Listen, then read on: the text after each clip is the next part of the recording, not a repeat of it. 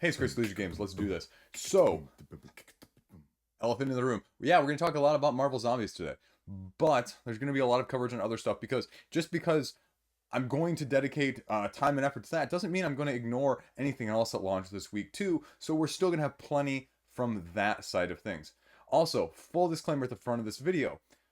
I am going to be starting to do more on my Patreon. So if you are watching any of these videos, if you like what I'm putting out, if you like to get more explicit conversation, especially about some of the crowdfunding stuff, but just my other thoughts in other stuff in general, I'll just let you know right now. I'm going to start ramping that up, so I'd really appreciate some support there.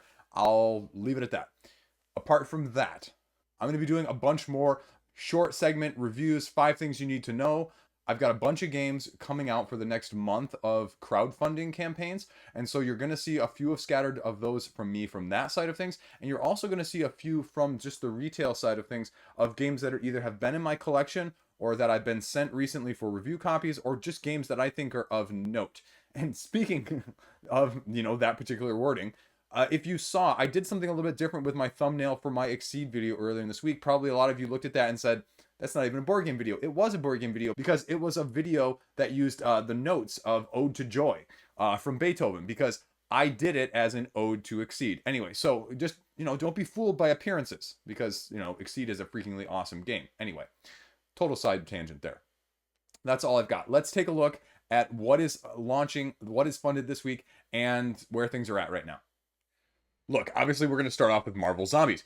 I am not going to go into the whole 43-minute diatribe that I did as a separate video that I will also put in the link above that you can check out, because in that, I'm literally spent 43 minutes diving into everything you need to know that is out there about the campaign. The gameplay thoughts, both rulebooks, comparisons to what's out there, and the comparisons between the Avengers and the X-Men, the zombie side of things versus playing as the heroes, the stretch goal thoughts, the video content that's out there thoughts, the stretch goal differences thoughts, all of that stuff. I mean, I dove into it deeper than probably anyone else out there that's done so to this point.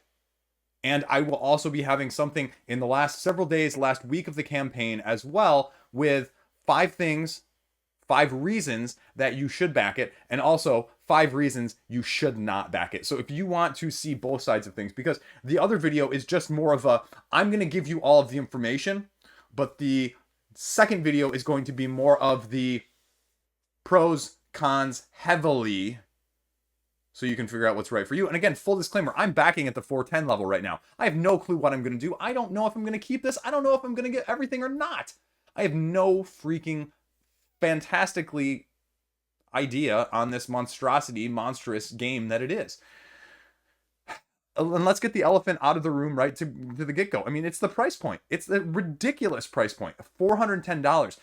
The over-under for this week, or maybe for next week actually, because we've got 2 weeks left almost essentially, will be probably what is the total all-in. Will the all-in be like less than $700? Because it's $410 without shipping with Galactus, which is going to probably run you another $80 to $100 total for the all-in, which we haven't even done any expansions yet at the time of me filming this. I'm sure by the time this actually airs, we'll probably have one other expansion, just because it is a little bit of a shorter campaign. It's a 17-day campaign, and they're not hitting stretch goals nearly as quickly. I mean, we're basically hitting like 1 stretch goal-ish a day right now.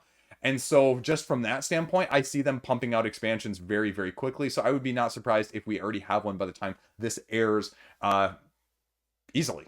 And so we'll see. Again, the question is, what side is it going to be on? Is it going to be on the zombie side? Is it going to be on the hero side? Are they going to start to pledge lock content with the daily unlocks, which they've put in the updates? They're unlocking the hero side of the zombies that are already there. It's like, well, you've already promised us that they're going to be there, so it's not even really an unlock. It's a fake stretch goal than usual. It's sort of like the box that they do at the end. Congratulations, you guys unlocked a box to hold all your stuff. We were just going to give it to you, free for all in a box, just loose before, but since you reached the magic stretch goal at the end, we're going to put it in a box for you. Come on. I mean, 14,000 people right now. And as a side ramble here at the beginning, before I get into the actual meat of this, I don't care if this isn't for you. I don't care if this is for you.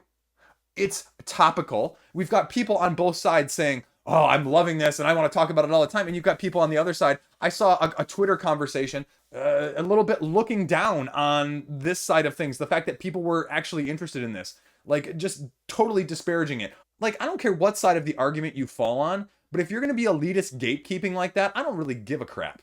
Like, I don't stand for that, which is interesting because you see people all the time do it with the regular gateway games, but all of a sudden you throw plastic in it and people think it's okay to discriminate and gatekeep if that's how people choose to spend their discretionary income. Like, I'm sorry, I don't care what name or how good of a content person you are. If you do that, I mean, I'm going to defend, the people who are willing to spend it. Now, again, discretionary being discretionary. If you're going into debt over this, that's a whole nother side of things. I'm not going to get into that. Okay, side ramble over. A little bit of soapbox there, but we'll get into this. Okay, the big price point is $130 is just to get in. Again, not huge from the zombie side of things, not huge from the zombie side of things, not huge from the Simon side of things. The huger difference was the fact that you can't get the X-Men Resistance core box alone. It's going to cost you essentially $110 extra. I thought these core boxes were going to be out $90 each, and so you'd be sitting at like the $175, $180. But you're looking at almost 150% more than that just from the get-go. And it's not the all-in that's getting people, it's the nickel and dime along the way. Because all of a sudden, if these expansions are $60 instead of $40, that adds up. And that's a turnoff. I mean, like, I can suffer a little FOMO, I can suffer a little bit of, whatever, but, there's only so many times I can turn the other cheek, essentially, too. You're playing as the zombies on this side of things. You're playing as the heroes on this side of things. The X-Men one looks much more appealing right now. The Galactus, unfortunately, they're locking a lot of pledge gameplay content behind as well. They're locking the Silver Surfer in there. They're locking missions, it appears. Several variants, maybe even. It's not very clear, even with the update that they've put out. And we just don't know. And it's going to be interesting to see how much they do. And I wouldn't be shocked to see if they start to tie in more stretch goals that are pledge locked behind this. I wouldn't like it whatsoever, but I could see it because you've only got, less than 50% of your people getting the Galactus pledge, which is either higher or much lower than, depending on what side of the coin you are, than you would expect at this point. Because if almost 15,000 people backing, you've got a third of your people, just over a third, getting this. Where does that go on the CMON internal, projection side of things? Again, superhero zombies are fine, but then now they're also splitting the stretch goals. Like, well, one stretch goal, you got Beast as the zombie. One stretch goal, you got Beast as the hero. Like, no, you're going to give us both. You've already said you're giving us both. You've already said that they're going to be unlocked for both. So you're not going to give us half. You're not. And so it's just that sort of slap in the face that's, like, at least put them together. Like, so irritating. I want this game. I want this game. I want this game. I want this game. At the same time, this stuff just constantly turns me off at the same time. And so that's why I am so mixed on this. Zombie heroes, I mean, they went with the obvious choices, with Deadpool being the only difference. The bystanders are really different in terms of how the bystanders act versus if you're on the zombie side of things or if you're on the hero side of things. The dice act slightly differently as well in terms of what you're doing with them. The targeting also is different from a few of the other zombie side games in terms of you having to target certain people in certain order. Now, I guess, again, that has been done, but the extent seems to be a little bit more in this game as well. The hunger is a little bit different because you can only devour to reduce your hunger, and devouring is a separate attack than all of your other attacks, and it's essentially looking like almost a 50-50 chance of whether or not you can do it, so you could waste a whole turn devouring. The heroes, again, the whole core of the Avengers is just lackluster right now. And so the stretch goals are really the only thing that's going to spice it up, because otherwise they went with basically the bread and butter, which again is fine. But we know Spin Master has a ton of stuff because we know Spin Master did Marvel United X-Men. And so to not have some of that stuff in there to begin with is, again, sort of meh. Because it says it plays 1 to 6 people. Well, you're only putting 6 in on each side right now. So you don't even have variety if you play it all at 6. You just have 1 for everyone. There's no mixing or matching. Tiles, there's not enough tiles already as well. So I'm imagining there's going to be an expansion or two that has tiles, or just expansion for tiles alone. Traits, mutants, all of that fun stuff. The Galactus, the planet killer, you can eat part of him. You can take out parts of Galactus as a whole. So you can target the head, you can target the arms, you can target the legs, depending on how you want the mission to evolve or what you're most concerned about in the mission. He literally just stomps over tiles and destroys tiles. And so if you run out of tiles, you lose. again, it's going to be an interesting dynamic, and I'm tempted just to buy it so I can sell somebody the Galactus model, because somebody on the secondary market will just want the Galactus model. I'm surprised I haven't seen any posts in the Board Game Geek forum saying, I just want the Galactus model and I don't want any of the gameplay. Will you sell me it? I mean, we see it on the KDM, the Kingdom Death Monster side of things as well too. People go, I just want the gameplay. Does anyone want the model? I just want the model. Does anyone want the gameplay? I just want to paint it, whatever. And that's okay. Silver Surfer, I gave him a shout out in my video. One of my favorite Marvel people of all time. So I'm glad he's actually getting his due diligence now. But I hate the fact that he's content locked with Galactus. I mean, I don't understand because he's a Herald, but hopefully, again, plus or minus, I hope we don't see any other Heralds now, because I don't want to have to miss out on other Heralds as well. They're doing this daily unlocks through the Daily Bugle, which again is all stuff we've known about. None of this stuff is unexpected. Stretch goals, you can see here. Look, they start to split the beast already. 500,000 apart. 500,000. 500,000 apart here with the Winter Soldier. This one was unlocked. This one won't be unlocked before tomorrow. So my question again is, are you going to see Trudvang where you start to see it slowing because they're not hitting stretch goals because they've already arbitrarily spaced them too far apart? Or does Simon really just not have that many stretch goals? Which I highly, highly doubt. But why else would you space them this far apart? It makes no sense to me whatsoever. Optional buys, we're going to see a ton of that. The rulebooks have already referred to expansions in some of the wordage, in terms of some of the tokens and things like that. And so we're going to see differences, and it's going to be out there. 2-wave shipping, like they're doing with all the other ones. Shipping is going to cost you an arm and a leg, and you just need to know about that. I mean, it's going to cost you, most states, it's going to do 1-wave shipping is going to be $90. 2-wave shipping is going to be only slightly more at 107. Only slightly more. Again, it is what it is. The only other thing I'll comment on is I hate the fact that they've really got one set of videos here, because it doesn't give you any perspective on different takes. And I know that they really only want one view on it, which is purely positive. But at the same time, you can have multiple different views expressing multiple different positivities from different directions. Say what you will about other campaigns and other Kickstarters and other game founders where all the videos, again, are positive, but you can have different takes, different spins on why they are positive or what is positive about it in this view versus this view. And having it just one here is sort of, again, it's one note, and it sort of falls flat for me. Yeah, I'll leave it at that. So take that for what you will. If you have any questions, if you have any comments, let me know in the comment section. I'm happy to answer them. I'm happy to answer them on my other video as well, but that's all I'm going to talk about right now. It's going to be, huge. I'm going to disagree with Alex from Board Game Co. with the hype that he put on his video of going to break Frosthaven. No, I don't think this is going to break Frosthaven, but is it going to be top 5 all time? Probably.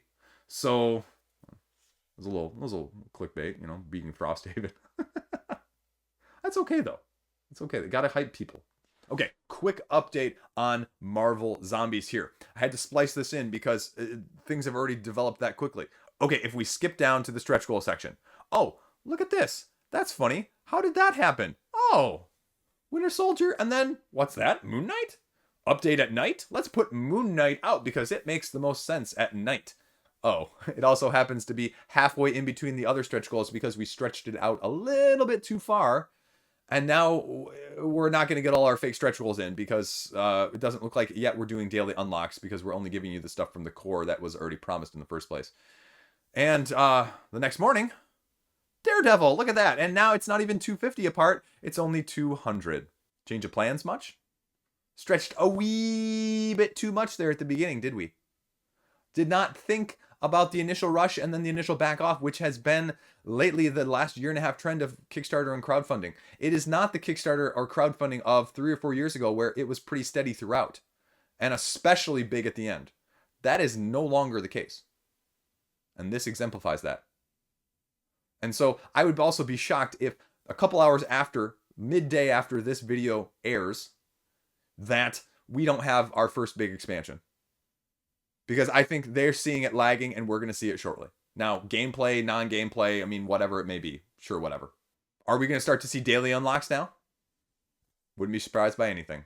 It's like someone got caught with their pants down here and now we're pretending like nothing happened. It's all... No, it wasn't. No. Nope. But anyway, wanted to splice that in. There you go. Okay, anyway.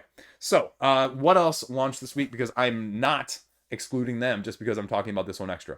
So the other big one that was really on my radar was Pandasaurus.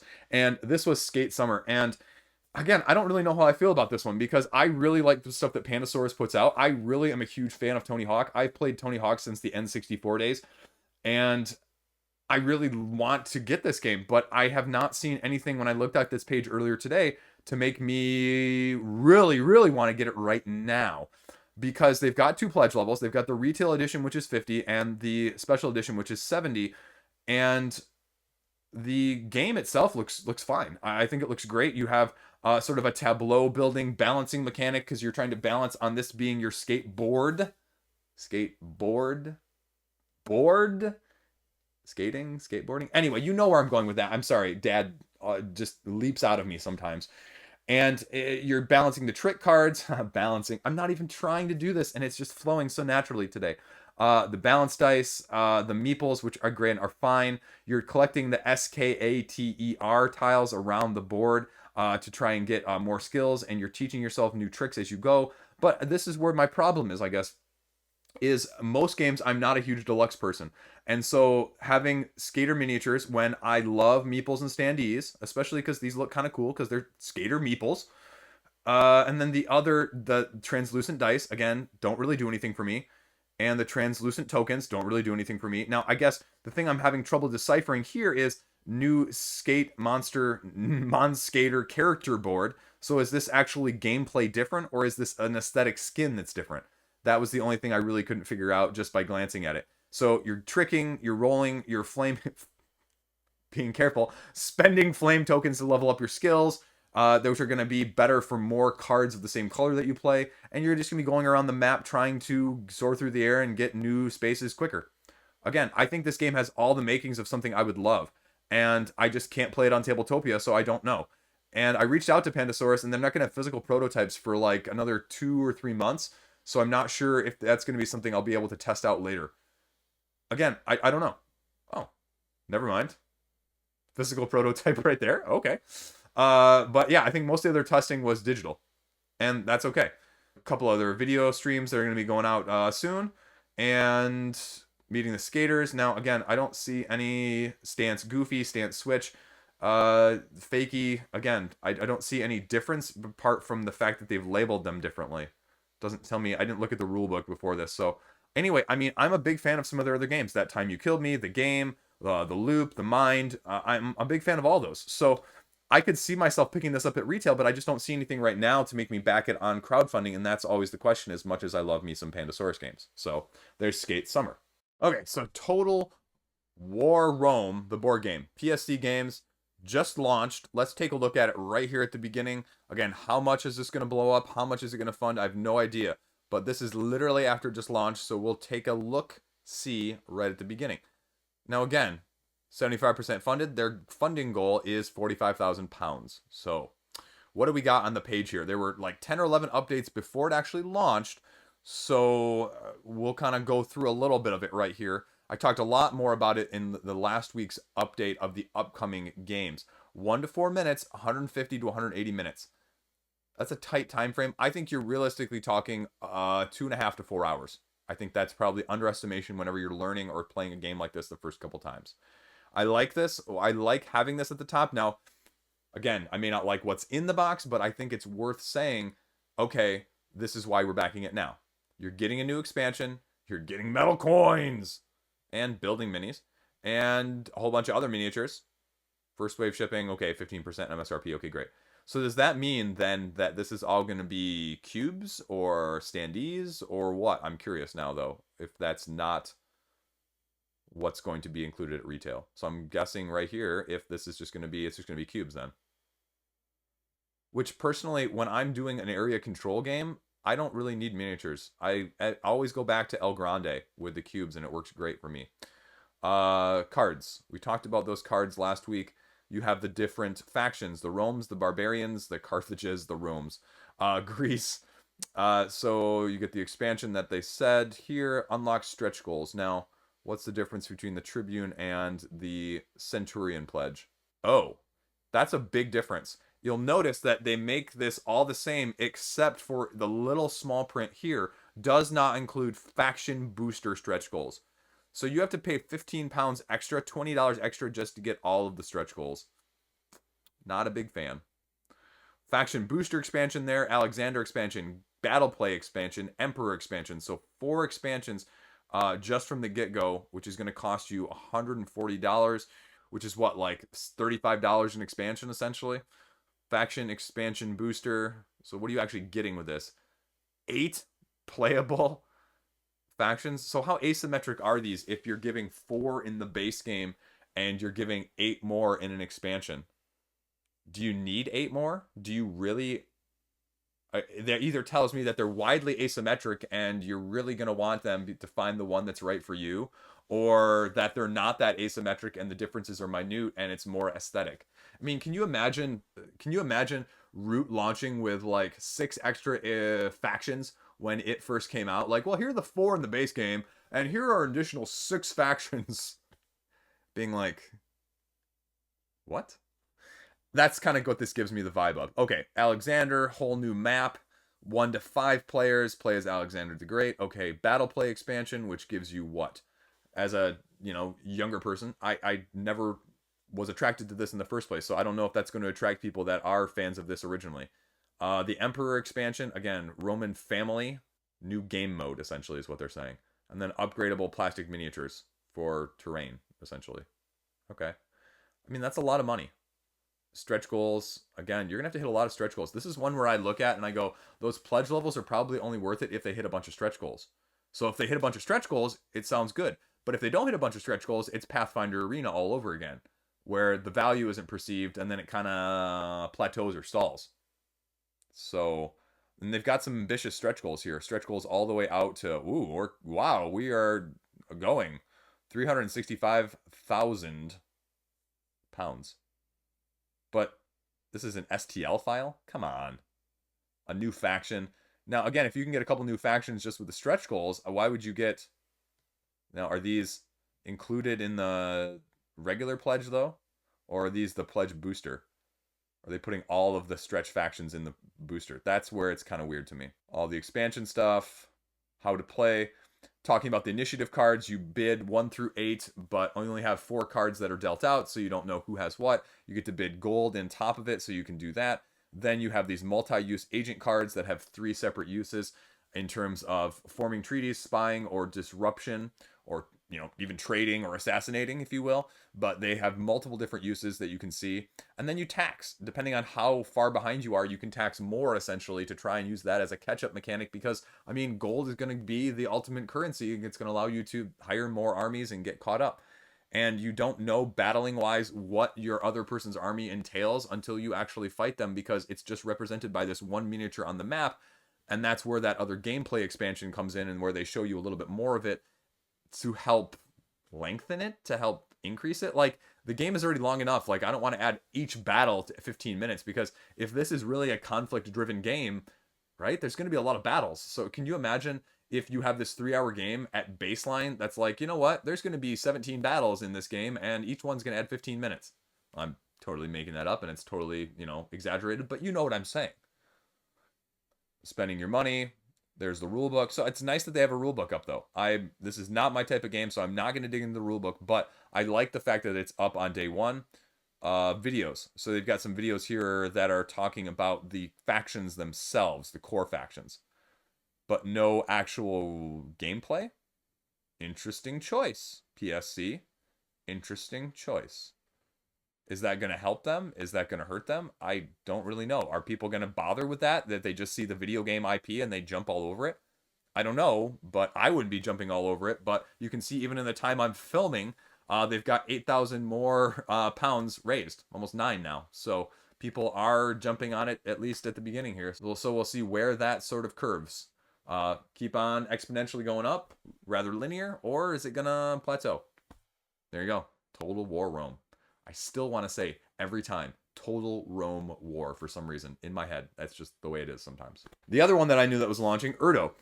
This French dungeon crawl with a hex-based system where you're trying to go head-to-head, trying to escape the dungeon both faster and better than your opponents with asymmetric heroes. Most of it's in French. They actually have a website there, though, that you can check it out, and they've got enough English on here that you can understand it. Like I said, hex-based grid system, 5 unique heroes, your weapons, mushrooms. I did not see that. Mushrooms, fungal abominations.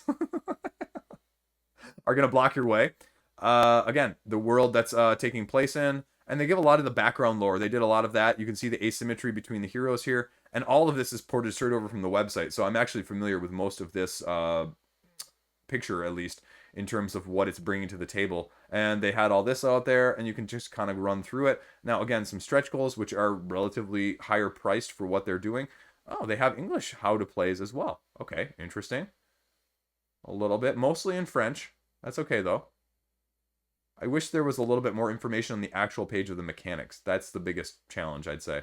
But this is something a little bit more indie in terms of the dungeon crawl. And I don't know, just by the glance through on the page, again, like, especially as a dual language page, like, and in a crowded market, why? Like, you should be blasting at the top of the page here, what makes this game different? Why should I get this game? And they kind of do with some of these, you know, things right here. But give me more. What is making it more unique as a more of a family crawler, if you will? It's interesting, though. I think you should check it out if you have any interest on the family side of things. That's Urto. Temerity, another one that I knew was funding, that we talked about in the upcomings, with no information, though, on what it actually was besides a two-player volatile attack versus defense game. Game of incomplete information. There you go. That's a tagline if I've ever heard one. Excessive confidence or boldness. Score the highest attack before cards run out. Okay, so what are we doing here? Two-player heads up. Build multipliers, attacking cards, short bursts of attacks. And deck with 3 unique cards as 7 abilities total.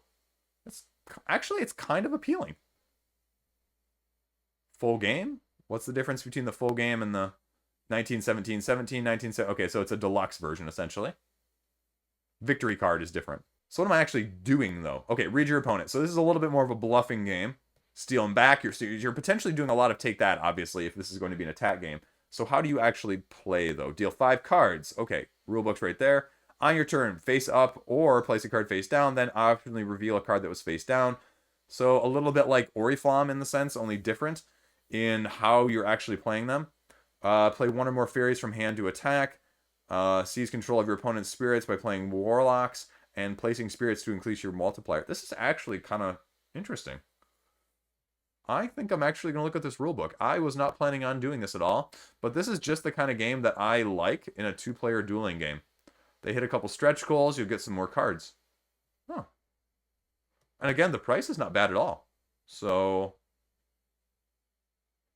I'm definitely going to check this one out. Game tester. My kids are definitely not game testers. I'll tell you that. I can barely get them to play anything recently. You know, especially in the Nintendo Switch. Anyway, 2-player dueling game, which has a little bit of a nice, quaint spin on it. Temerity. I'm probably pronouncing that wrong. Check it out. Now, this is board game adjacent, but it's by BoardGameTables, who has put out several other games on crowdfunding in the last year or so. So we'll talk about it, and even though I know nothing about it, new sizes, new colors, ships in March. Ships in March is actually good. And, you know, this is a small company, which, I mean, it's nice that they don't have to take the overhead. Now, I have something like this right behind me, actually. I have one of these my wife picked up for me a couple years ago. I don't even know what this one is, as I'm trying to do this awkwardly on camera, and I can't see a label anywhere. Anyway, I have a board game bag. Oh, here it is. Game Hall, 3rd edition. So, Game Hall, I guess, is what I have. It looks kind of similar, except it doesn't have the side pouches. And I don't really know how much that was, because my wife got it for me as a present. So, $59, $69, or $79, depending on the size. Oh, no, $7 is the lightweight bag. Like, what? No, those are the playmat prices. And then the bag itself is just $59. Duh, I'm doing really well today. I don't really need a big bag. I got one, and it's probably... I mean, it's probably a very fine quality product, just from what I see right here. Looks very similar to what I have, just slightly different design. A little bit fancier. A little bit more high aesthetic. I kind of like the royal blue and the carbon fiber. Yeah, mine's probably very similar to that. Oh, Amazon. Wow. All the big guys are getting their bags. I didn't know that was a thing. Okay, that's about it. You get their playmats, you get little carrying cases, little lightweight bags, so a little bit of everything there. I mean, there's a demand for it. Carrying these, when I've used mine and brought it to the one vacation we go on a year up to a cottage, it doesn't carry enough as big as it is, surprisingly. And so I almost kind of wish I had a second. As much as we don't play half the things that I bring anyway, because I don't have anyone to play with up there. Ha ha! That's a whole nother side conversation. Anyway, BoardGameTables putting out a good product. Check it out. The team shuffling baseball card game Bat Flip. And I think I knew about this one. I just didn't have a date on it. So that's why I didn't talk about it in the upcomings last week. So let's see what this actually is. Team shuffling. I have no idea what that actually means. 3-inning game. Also very different. Okay. Gamers love letter to baseball. And we already have a couple of those. So what is this doing differently? Sort of a soccer arms approach, taking two teams, shuffling together. Set up and play pitcher. Okay. Batter up. Print and play. Copy. Wait, so this is the base game plus the... Okay, so yeah, it includes the previous. So expansion is going to get you $16. And donate a copy is going to cost you, another, what? 34. Another copy given to the Boys and Girls Club is $34. That's good. I volunteered in the Boys and Girls Club many, many years ago. Name a character. Design a character. So what are you actually doing, though? You can play on either side, it looks like. Hit, steal, walk, defense, control. So we'll go back up here and we'll look at, just what they've got here. They've got the 12 card teams, 7 unique teams here in the base game, 4 more expansion teams in the expansion, and they compare it to Smash Up, if you will. And over in the rule book, they talk about how, each side is going to get an at-bat and a defense, and what you're going to be doing is you're going to be basically playing a card and having a couple options. Essentially, if you're trying to hit, you play a card, and then the defender gets to choose and try and beat it. If they beat it, then you get out. If you get 3 outs, then you switch sides. So a little bit of baseball, actual terminology there. Walk just can get 1, but it uses a different stat, just 1 base, as opposed to a hit, which could get you multiple. And strikeout, discard a card, and you draw 2, but it gets you an out, obviously. So if you have a bad hand, you can try and risk it, get an out, and try and get better. Hand size, 7 cards. And undefendable hit, you just flip the top of your deck, which is kind of cool. But if you reveal the pitcher, you're out. So again, a little press your luck there. They go through all of this. It's unique enough. It's different enough. It's got a sports theme, so it's slightly different. And it is slightly different than Smash Up in the first place. So if you wanted this, this is something kind of unique, kind of different. People always ask why there aren't more sports games out there. And so again, check it out. This guy's apparently, per the bottom of this, also an English teacher, 6th grade, when he's not doing this. So give Scorelander Games some love here if you have not checked this out already. Summon Guardians. Also, I had the name of this. It wasn't in Board Game Geek, so I didn't know anything about it again. I think I saw it on a Facebook ad. War strategy board game made only for adventurers. Okay. Strong wording there. 2 to 5 hours. Oh my. Oh my. Oh my indeed. How to play video. 4 kingdoms. Distinct territory, jewel platform, and adventure cards. Like, I like the idea of looking at this map, and then I go back up here and I see this where you have 288 unpredictable adventure cards, and it's going to take anywhere from 2 to 5 hours. That sort of scares me at the same time, right? You have kings ruling, unique stats and abilities. They control the castle guard, defends the castle. Queens have power to summon guardians and jewels. They don't attack or participate in combat, though. And they run through the asymmetric sides here. Guardians are special heroes. 14 guardians that are all different. A bunch of iconography and stats on there. So what are you doing, though, except for that how to play video? You've shown me all the art. 210 is going to get you basically VIP and test to play and an additional 6-pack of guardians. That's for how much more? $85 more? Come on now. I was born at night. I wasn't born last night, as they say. Okay, 5 forts in each territory, safe havens, defending them, creating a fort essentially is what you're trying to do to go out and basically attack other people. I mean, yeah, I agree. This is an adventure, but there's not enough on this page to make me go, I'm even willing to back this to see what's available. I mean, it just, there's a lot of price and not a lot of info. So it's doing well for not having a lot on there that I would like to see in the first place, getting almost, $4,300, but whoosh, there you go. Summon Guardians. Next up, Jungle Ball, $2,200. This is a little bit of an interesting twist, like a 2-player dodgeball game, and you have 21 unique characters you're drafting from to build your interspecies dodgeball all-star game. So again, it's kind of cool. I'm a little surprised it's not funded higher, but again, the competition is going up to, and I didn't even know about this. I saw this on an ad on Kickstarter again, and I did not know like when it was launching, what it was going to be like, or any details. And so it talks about it more in detail here. The art is fine. It's aesthetically pleasing. It's only $25, so that's not bad at all. So you can run through everything that it is right here. So you set it up and you decide on a center point that's going to be, equidistant. and you've got sort of these dodgeballs you're physically actually utilizing there, and you're going to pick your team. 10 of the 21 cards are dealt out, and you each get 5.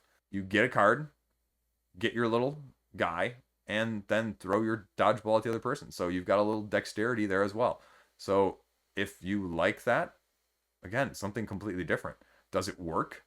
Again, as a dexterity game, it makes me always a little iffy, or that dexterity component, not having hands-on. And again, there's not really a whole lot of independent thoughts on it. And so I guess that would be the main question is it a risk? At $25, probably not too much, but also the low price point and the $6,000 funding goal. I mean, that's the other problem is you need a lot of copies sold just to get to 6,000 if you're only selling 25 a piece, right? You need what, like 240 or so? That's not insignificant. I mean, they're on a good start, but there you go, Jungle Ball. Next up, Sprites Battle Brawl. Star Realms and Magic the Gathering combined, $1,400, so just over 10%. Kineticon, Best Presentation 2019, Unpub. So it's been to Unpub at least, which is good, which means it's gotten some critiquing, it's gotten some gameplay from non-creators. So what are you doing in this game? Because they say, although it appears like other stuff, we're actually doing stuff different. Which, again, I like the fact that they're very upfront right here. They're saying, hey, look, you know what? We know what you're thinking. This is the sort of stuff that actually gets me more interested when you put it out there that, hey, we're cognizant, we're self-aware.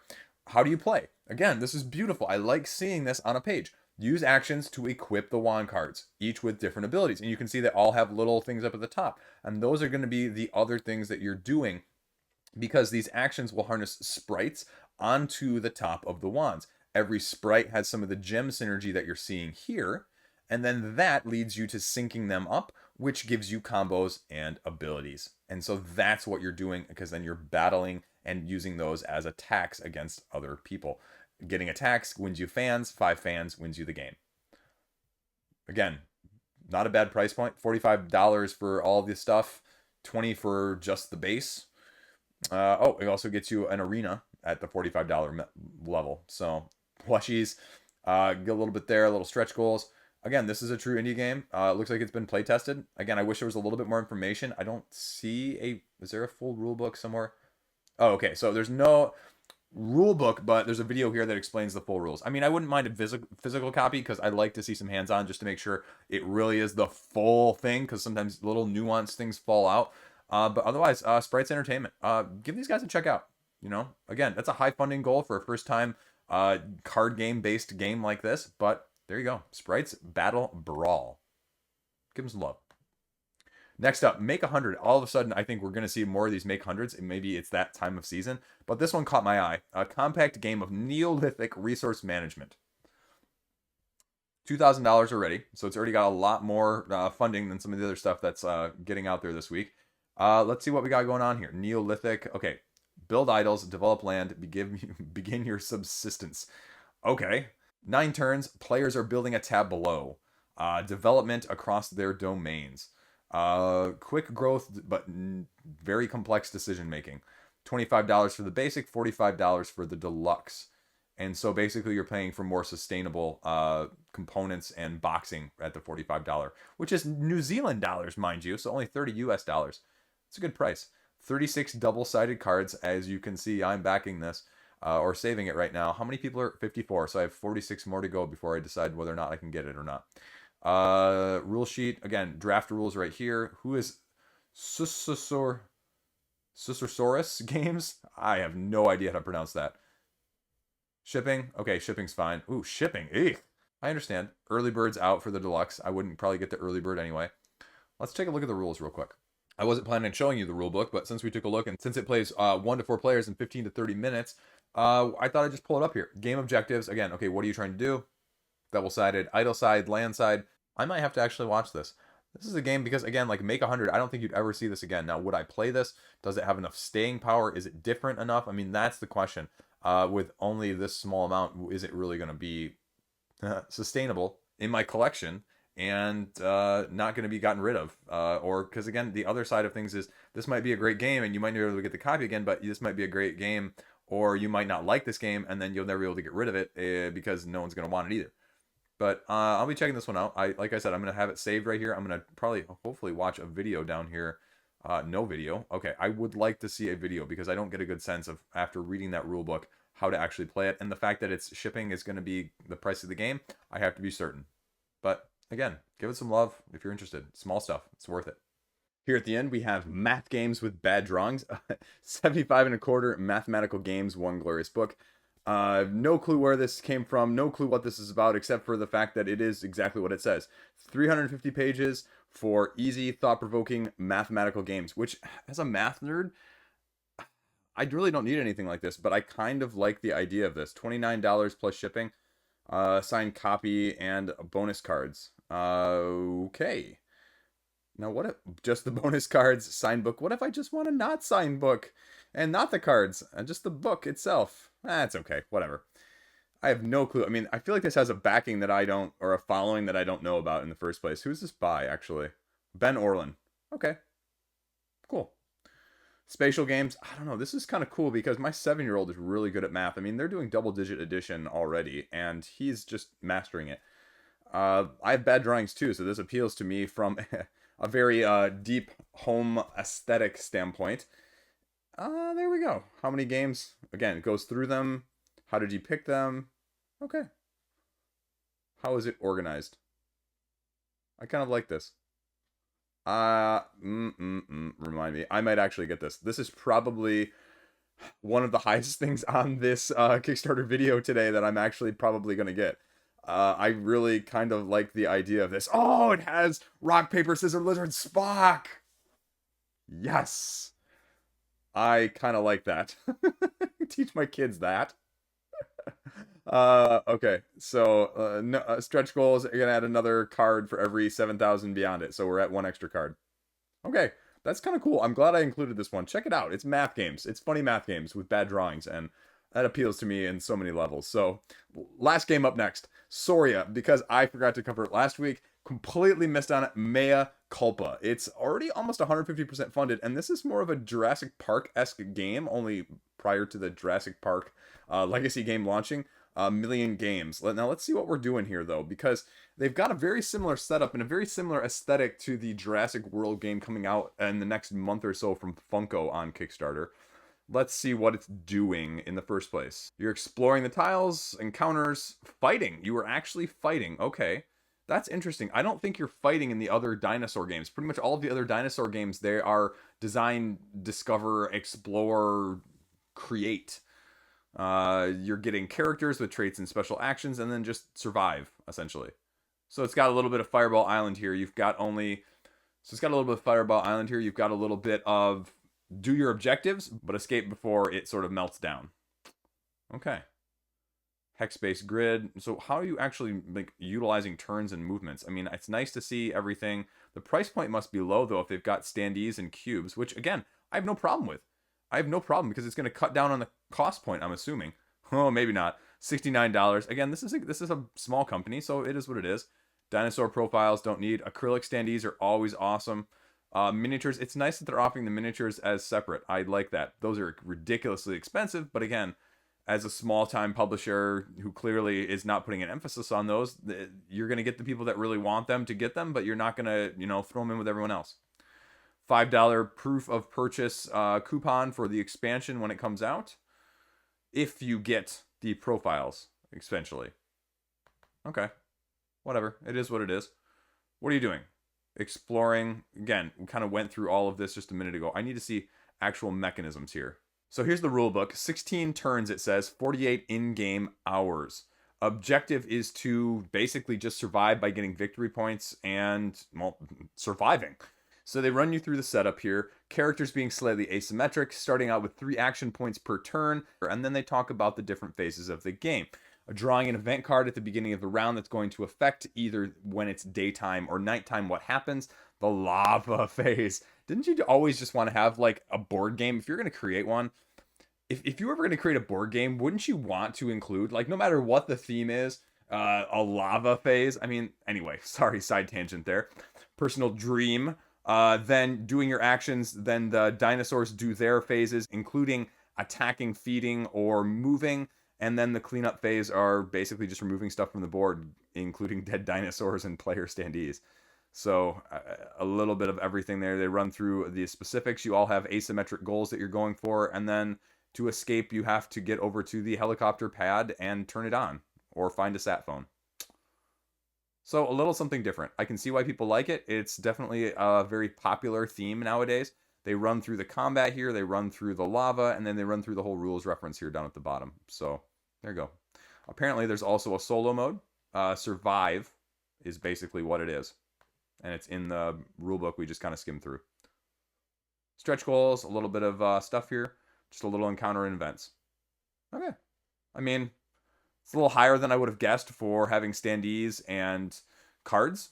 But at the same time, again, this is the first time creator, so it doesn't surprise me either. There you go. Dinosaurs. Didn't forget about it. Sauria. Check it out. Okay. That's it. That is the roundup. Sorry, I spent a lot more time talking about Marvel Zombies than I realized. I didn't realize how long I actually went on a little bit of a ramble, rant, and rave, if you will, until I actually edited this video tonight. So, you know what? It is what it is. Whatever.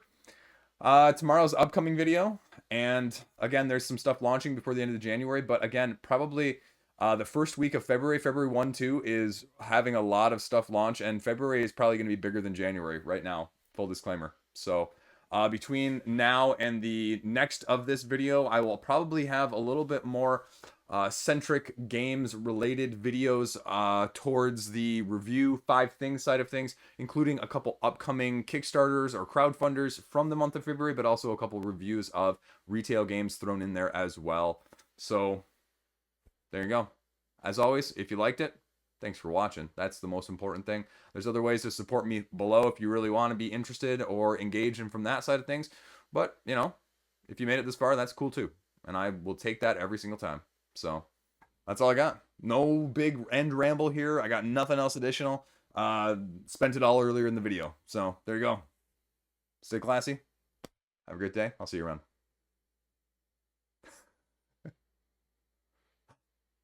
No, I don't have anything today. Nothing. I got nothing. We're good. We're good. We're done. No secret special Easter eggs here at the end either. So